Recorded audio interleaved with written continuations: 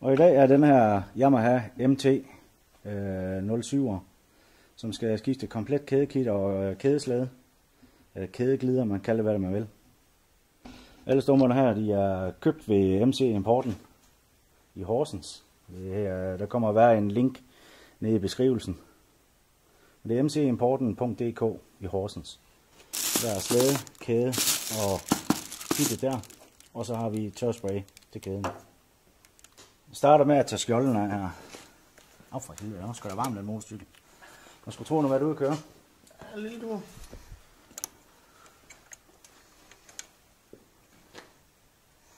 Det giver linken, jeg piller af nu. 20.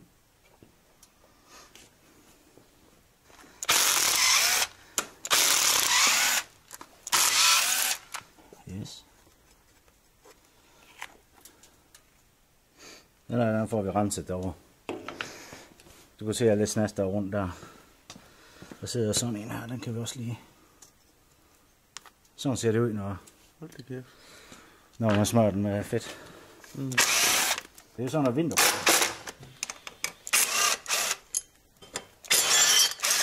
Det giver mig i hvert fald noget mere plads til alle de ting.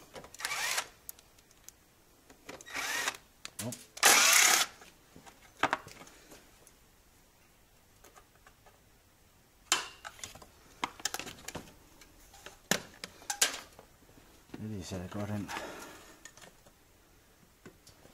Sæt den sådan der.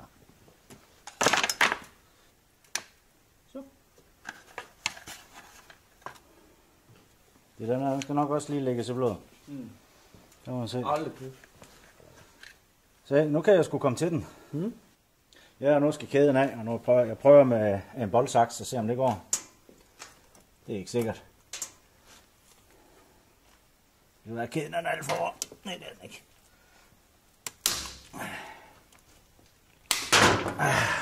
Sådan. Kun godt. Lav kun nogle få mærker i boldsaksen.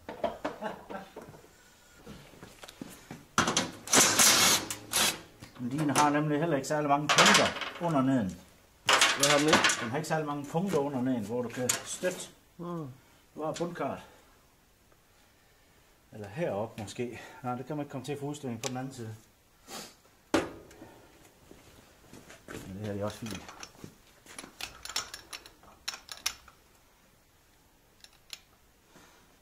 Sådan en her kan du købe på 24 MX. Sådan en her. Hvor skal man købe den? XL Motor har dem også, men det er samme firma, men det er bare det ene er til cross, det andet er til 24 MX, det er til cross. Og XL Motor, jeg tror de koster 250 kroner for sådan en her. Okay. Det var faktisk ikke så galt. Men du kan høre det. Ja, hold op, ja. Men det er ikke så galt, fordi ellers er de rigtig, rigtig slidt, ikke? Så ligner det sådan en flisbue. Så kan du næsten få den til at... Så er du for de der ender til at møde hinanden. Ja. Og det er ikke godt. Yes, så skal baghjulet af. Og så er det bare sådan en der? Ja. 550. Og de får i flere forskellige billigere modeller. Jeg mener, den her ProWorks, jeg tror, jeg betalte 250 kroner for den. Og det er, når kædeslæden, den bliver slidt, så er der ikke nogen andre steder end for kæden, end at grave sig ned i baggaflen. Og det vil man jo helst ikke. Så det var vist på høje tid, den blev skiftet, hva'? Yes, så er det baghjulstur. Det er usædvanligt lidt på det. Måske har jeg allerede lige blødgjort den.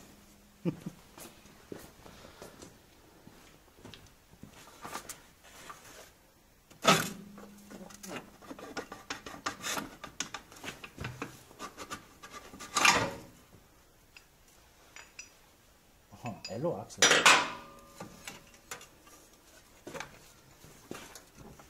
Det kan være noget 13 eller der. Og jeg tager ikke Loctite på. Jeg kører bare indtil spænderen han siger, nu er den spændt. Yes, og det er en 14'er.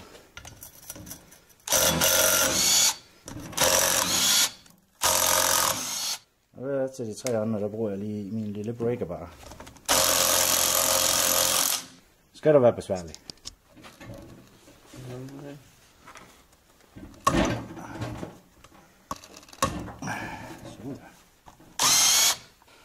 Jeg synes, jeg har et rimelig godt samarbejde med ham med i MC Importen. Så jeg skal ringe til ham i morgen og spørge, om han har en benzinpump til en Ducati. Så gør alting meget lettere.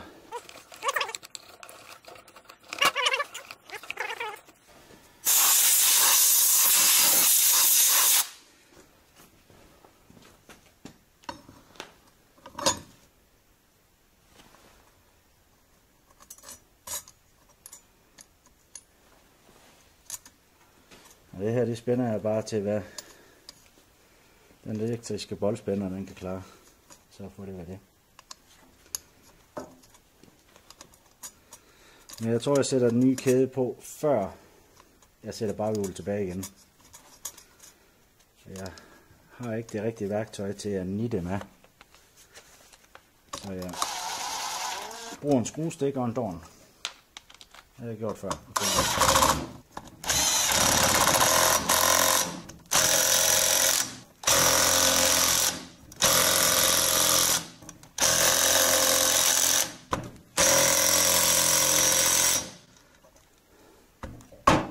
Så er den klar til montering, men det venter vi lige lidt med.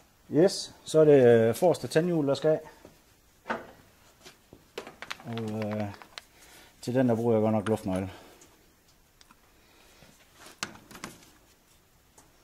Jeg ved ikke, om jeg skal sætte den i gear. Eller bare lige. Nå, men nu er den i hvert fald af. Den sad ikke særlig hårdt egentlig. Med luftnøgle er det lidt anderledes.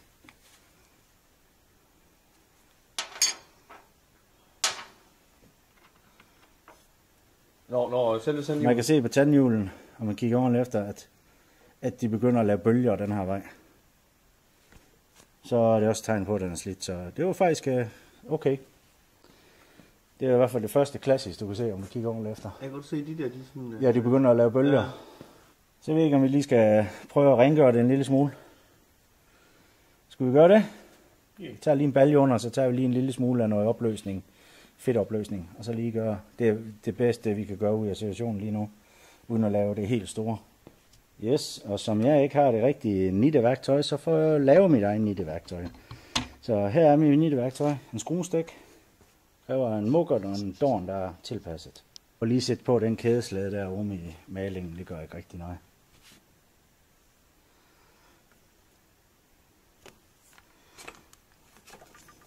Den skal bare presses derind.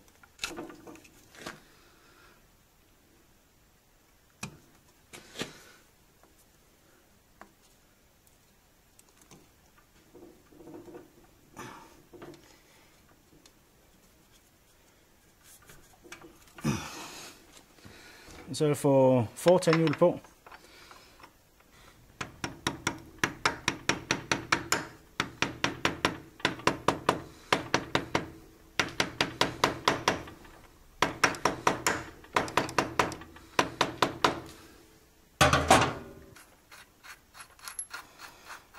Og det bruger jeg luftnøglen til.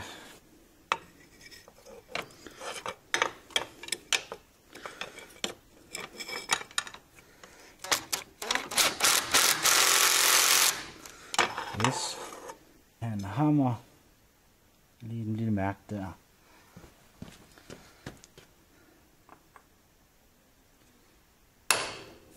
Så skal kæden på.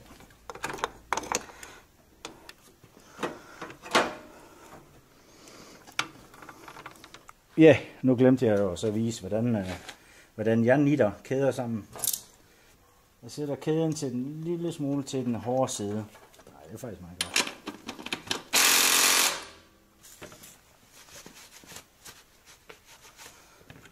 Og lige gør den ren her.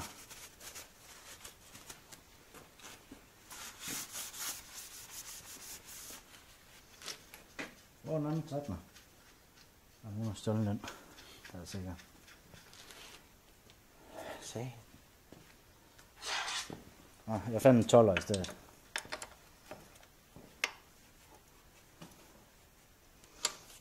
Og så lige den anden side, kan vi sådan set tage den ned fra den stand her.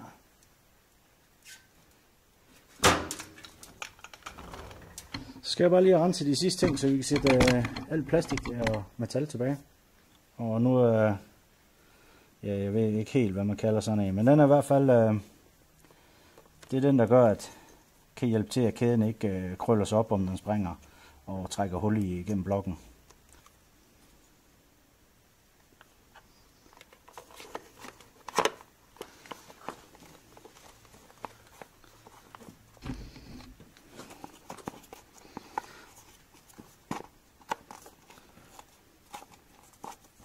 Sådan der. Så er der skruer til det. Har du stjålet dem også? Jeg skal ikke stjåle. Nå, okay. Så er det nok dem her.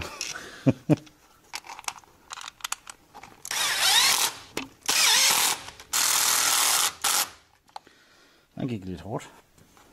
Og der kan jeg se, at der har været Loctite på før, så jeg sætter Loctite på igen.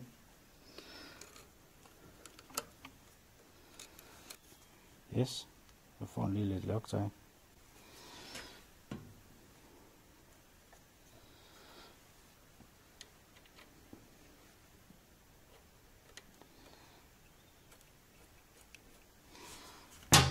Så.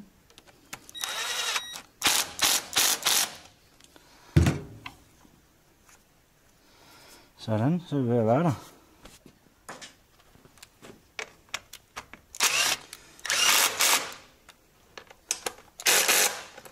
Yes, og så kædeskærm og rear-wheel hugger i et. Så mangler bare lige det sidste skjold her. Det var ikke den.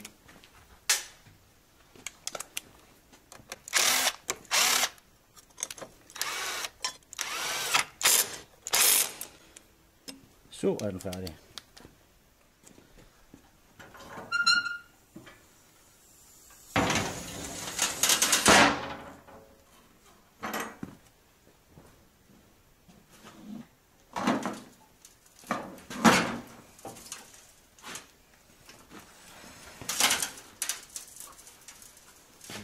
Sætter den på.